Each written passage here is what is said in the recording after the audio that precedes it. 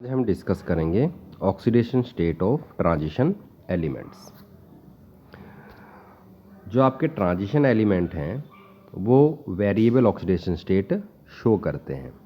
Variable oxidation state का मतलब है एक से ज़्यादा ऑक्सीडेशन स्टेट, या फिर ये अगर मैं मोटे तौर पे कहूँ कि ये बॉन्डिंग में बहुत ज़्यादा पार्टिसिपेट करते हैं।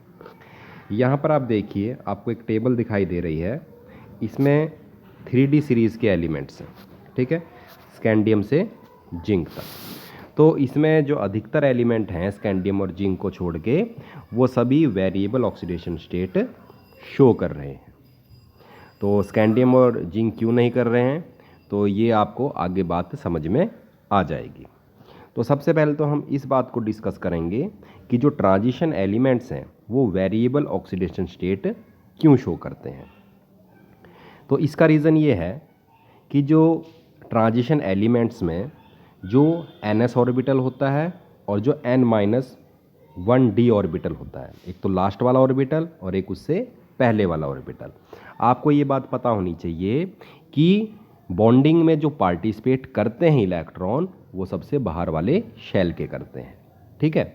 तो ns तो पार्टिसिपेट करेंगे बॉन्डिंग में, लेकिन ns और n-1d ऑर्बिटल्स, इनमें जो एनर्जी का डिफरेंस है वो बहुत कम है, और एनर्जी का डिफरेंस बहुत कम होने के कारण ns इलेक्ट्रॉन्स और n-1d इलेक्ट्रॉन्स दोनों ही बॉन्डिंग में पार्टिसिपेट करते हैं। अगर दोनों ही बॉन्डिंग में पार्टिसिपेट करेंगे तो वो एक से ज़्यादा ऑक्सीडेशन स्टेट शो करेंगे। तो अगर ये क्वेश्चन आ जाए कि why transition element show variable oxidation state, तो आपने इसमें आंसर क्या लिखना है, because the energy difference between ns and n-1d orbital is very small, ठीक है। जो 3D सीरीज है उसकी जो कॉमन ऑक्सीडेशन स्टेट है वो है +2, ठीक है। आपको जो डी ब्लॉक एलिमेंट्स हैं उनका जनरल कॉन्फ़िगरेशन पता होगा, ये है आपका n-1d129, ठीक है। ये ट्रांजिशन एलिमेंट का है, जिसमें हमने डेफिनेशन लिखी थी कि डी ऑर्बिटल क्या होना चाहिए, कंप्लीट नहीं होना चाहिए, ठीक है। और ns2, ये जनरल कॉन्फ़िगरेशन है ट्रांजिशन एलिमेंट का, ठीक है। तो जब ये बाहर वाले शेल के इलेक्ट्रॉन्स बॉन्डिंग में पार्टिसिपेट करेंगे, कितने इलेक्ट्रॉन हैं, 2, तो कौन सी ऑक्सीडेशन स्टेट होगी, +2। और जितने भी एलिमेंट्स हैं सब में लगभग s ऑर्बिटल में कितने इलेक्ट्रॉन प्रेजेंट हैं, 2 इलेक्ट्रॉन्स प्रेजेंट हैं, ठीक है। तो लगभग सभी एलिमेंट्स +2 ऑक्सीडेशन स्टेट शो करेंगे। स्कैंडियम +3 ऑक्सीडेशन स्टेट शो कर रहा है, ये भी मैं रीज़न आपको आगे बताऊंगा। जब भी आपके जो डी ब्लॉक एलिमेंट्स हैं +2 ऑक्सीडेशन स्टेट में अपने कंपाउंड बनाएंगे, तो ये कंपाउंड कैसे होंगे, आपके आयनिक, ठीक है। ये कंप्लीट ट्रांसफर से बनेंगे ये कंपाउंड, ठीक है, क्योंकि 2 इलेक्ट्रॉन लूज करना ज़्यादा डिफिकल्ट नहीं होगा ट्रांजिशन एलिमेंट्स के लिए। अब जो ट्रांजिशन एलिमेंट्स हैं, ये मैंने बात आपको बता दी कि +2 ऑक्सीडेशन स्टेट शो करेगा, कब करेगा, जब केवल ns इलेक्ट्रॉन ही बॉन्डिंग में पार्टिसिपेट करेंगे, ठीक है। जब ns के साथ d इलेक्ट्रॉन्स, जो n-1d इलेक्ट्रॉन्स हैं, अगर वो भी बॉन्डिंग में पार्टिसिपेट करेंगे तो हायर ऑक्सीडेशन स्टेट शो करेगा आपका एलिमेंट। चलिए देखते हैं कैसे। जैसे स्कैंडियम है, ठीक है, स्कैंडियम अगर 2 इलेक्ट्रॉन लूज कर दे, ठीक है, तो कौन सी स्टेट में कंपाउंड बनेंगे, आपके +2 स्टेट में। लेकिन अगर ये 2 इलेक्ट्रॉन लूज कर देगा तो 3D में केवल कितना इलेक्ट्रॉन रह जाएगा, एक ही इलेक्ट्रॉन रह जाएगा, ठीक है, जो कि आपके स्कैंडियम को क्या बनाएगा, अनस्टेबल बनाएगा, ठीक है। तो ये कंपाउंड क्या करेगा, स्कैंडियम क्या करेगा, 2 नहीं, कितने इलेक्ट्रॉन लूज करेगा, 3 इलेक्ट्रॉन, ठीक है, 2 तो s के और 1 d का।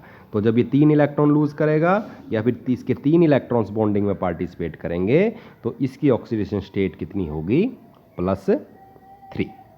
ठीक है, तो यहाँ पर आपको समझ में आ गया होगा कि स्कैंडियम +2 स्टेट क्यों नहीं शो करता। ठीक है, अब अगर मैं सीधा जिंक पे आ जाऊँ, जिंक का कॉन्फ़िगरेशन देखिए क्या है, 3d10 4s2। तो अगर ये 2 इलेक्ट्रॉन लूज कर दे S वाले, ठीक है, 2 इलेक्ट्रॉन इसने लूज कर दिए तो क्या कॉन्फ़िगरेशन रह जाएगा इसका, 3d10, जो कि कैसा है, स्टेबल है। और हर एलिमेंट क्या चाहता है, स्टेबल होना ही चाहता है। ठीक है, तो जिंक अपने कंपाउंड कौन सी स्टेट में बनाएगा, +2 स्टेट में।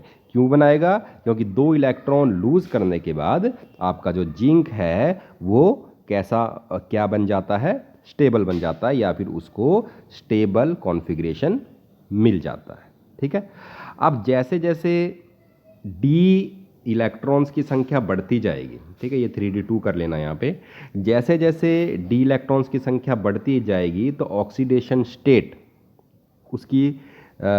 उसका जो नंबर है, ऑक्सीडेशन स्टेट का नंबर, वो भी क्या होता रहेगा, बढ़ता रहेगा। ठीक है, तो सबसे ज़्यादा जो ऑक्सीडेशन स्टेट है 3d सीरीज में वो शो करता है मैग्नीज, Mn। ठीक है, Mn शो करता है +7 ऑक्सीडेशन स्टेट। +7 कब करता है, जब 2 इलेक्ट्रॉन तो S के पार्टिसिपेट करेंगे बॉन्डिंग में और 5 इलेक्ट्रॉन किसके पार्टिसिपेट करेंगे, D ऑर्बिटल के। तो टोटल जो हाईएस्ट ऑक्सीडेशन स्टेट होगी 3d सीरीज में वो कौन सी होगी आपकी, +7, और वो किसकी होगी, मैग्नीज की, Mn की। ठीक है, क्योंकि इसके पास मैक्सिमम D इलेक्ट्रॉन्स प्रेजेंट हैं, अनपेयर्ड इलेक्ट्रॉन। ठीक है, और ये जो अनपेयर्ड इलेक्ट्रॉन्स हैं ये बनाएंगे कोवलेंट बॉन्ड। ठीक है, क्योंकि आपको पता है कोवलेंट बॉन्ड बनाने के लिए अनपेयर्ड इलेक्ट्रॉन होना जरूरी है। ठीक है, ये आपके 4s2, तो 2 इलेक्ट्रॉन ये बॉन्डिंग में पार्टिसिपेट करेंगे, 5 ये बॉन्डिंग में पार्टिसिपेट करेंगे, टोटल कितना होगी, 7। तो Mn मैग्नीज वो कौन सी ऑक्सीडेशन स्टेट शो करेगा, मैक्सिमम +7। लेकिन अगर मैं Fe के बाद की बात करूं, Fe के बाद में इलेक्ट्रॉनों की पेयरिंग स्टार्ट हो जाएगी। ठीक है, तो जो Fe है, Fe में देखिए 3d6 है। ठीक है, 1 2 3 4 5 6, ये आपका 3d6 और 4s2, यहां पे लिख रहा हूं मैं 4s2। ठीक है, ये कॉन्फ़िगरेशन है Fe का। अब यहां पर देखिए जो ये पेयर्ड इलेक्ट्रॉन्स है ना, ये बॉन्डिंग में पार्टिसिपेट नहीं करेंगे, क्योंकि बॉन्डिंग में पार्टिसिपेट होने के लिए कैसे इलेक्ट्रॉन चाहिए आपको, अनपेयर्ड। तो 4 तो ये अनपेयर्ड इलेक्ट्रॉन हैं, ठीक है, और 2 ये हैं जो आयनिक बॉन्ड बनाएंगे। तो टोटल इलेक्ट्रॉन जो बॉन्डिंग में पार्टिसिपेट करेंगे वो कितने होंगे आपके, 6। तो Fe कौन सी शो करेगा, +6। ठीक है, +2 से लेकर +6 तक शो करेगा। Mn है वो +2 से लेकर कहाँ तक शो करेगा, +7 तक। ठीक है, ये इस बात पे डिपेंड करेगा कि कौन सी स्टेट शो कर रहा है कि भाई कितने इलेक्ट्रॉन इसके बॉन्डिंग में पार्टिसिपेट कर रहे हैं। यहाँ पर देखिए आप, ठीक है, Fe कितनी शो कर रहा है, +6। ठीक है, ये +5 शो नहीं करता, यहाँ पर देखो ब्लैंक है। +5 क्यों नहीं शो करता, क्योंकि +5 स्टेट में जो आपका कंपाउंड बनता है Fe का वो बहुत ज़्यादा अनस्टेबल बनता है। तो Fe आपके +5 ऑक्सीडेशन स्टेट में कोई भी कंपाउंड नहीं बनाएगा। ठीक है, अगर मैं इसमें से 5 इलेक्ट्रॉन निकाल दूं, ठीक है, तो क्या कॉन्फ़िगरेशन रह जाएगा, 3d3। ठीक है, ये कैसा है आपका, अनस्टेबल कॉन्फ़िगरेशन है। ठीक है, ना तो ये हाफ फील्ड है ना ये फुल फील्ड है। ठीक है, उसी तरह से जब हम आगे उससे आगे जाएंगे, Fe से फिर कोबाल्ट पे जाएंगे। ठीक है, तो क्या होगा, आपकी जो पेयरिंग होगी वो कम होने लग जाएगी, पेयरिंग बढ़ने लग जाएगी। पेयरिंग बढ़ने लग जाएगी तो अनपेयर्ड इलेक्ट्रॉनों की संख्या क्या होने लग जाएगी, धीरे धीरे कम होने लग जाएगी। ठीक है, और अनपेयर्ड इलेक्ट्रॉनों की संख्या अगर धीरे धीरे कम होने लग जाएगी तो क्या होगा, जो ऑक्सीडेशन स्टेट है वो भी कम होंगी। ठीक है, आप यहाँ पर देखिए, ये देखिए, जब मिडल तक जा रहे हो आप, मिडल तक तो मैक्सिमम है, क्यों?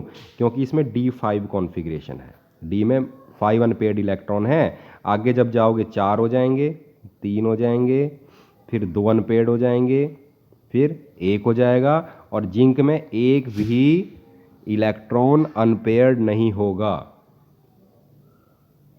ठीक है ना। कॉपर है, देखो कॉपर एक अलग ऑक्सीडेशन स्टेट भी शो कर रहा है, +1।